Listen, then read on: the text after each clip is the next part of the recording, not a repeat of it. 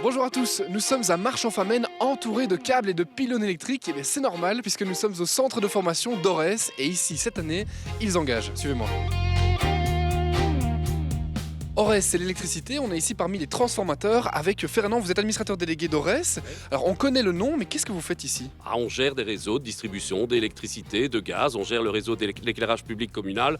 Plus clairement, on amène de l'énergie chez 1 500 000 ménages en Wallonie. On le sait, le domaine de l'électricité est en changement. Oui, on le voit tous les jeudis avec les jeunes qui marchent. Alors ils ne marchent pas nécessairement que pour l'électricité et pour l'énergie, mais ils nous disent quand même que le défi climatique les concerne. Eh bien ça nous concerne aussi. Le défi climatique pour l'électricité, c'est beaucoup plus de renouvelables, d'éolien, de photovoltaïque. Et ça concerne en premier lieu les réseaux de distribution d'Ores. Est-ce que vous avez une sorte de philosophie de travail ici chez Ores? Au fond, on est en transformation pour faire ce nouveau métier dont on vient de parler.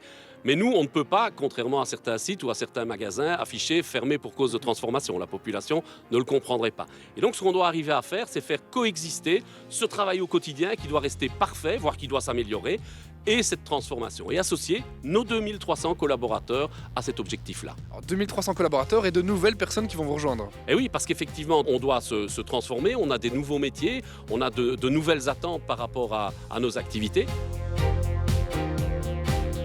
Salut Alex. Bonjour. Attention, ne tombe pas.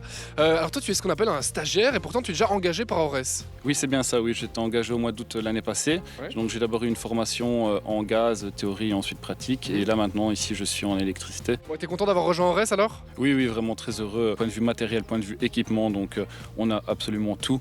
Et on est suivi par, dans ce cas-ci, des moniteurs.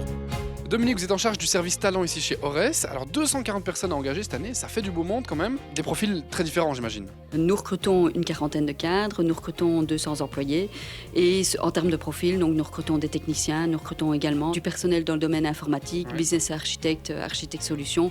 Nous recrutons aussi donc de jeunes ingénieurs par exemple. Pour les profils plutôt techniques, est-ce que vous demandez une formation avant de postuler? Nous demandons une formation de base en électricité, en Mhm. électromécanique par exemple, que ce soit des bacheliers, des personnes qui sortent d'études secondaires dans le domaine technique, Ouais.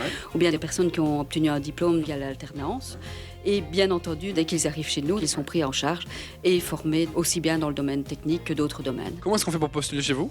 Nous utilisons les réseaux sociaux. Nous avons une page Facebook, Ores Recrute. Nous recrutons également via LinkedIn. Et il est possible aussi de déposer son CV sur le site web d'Ores.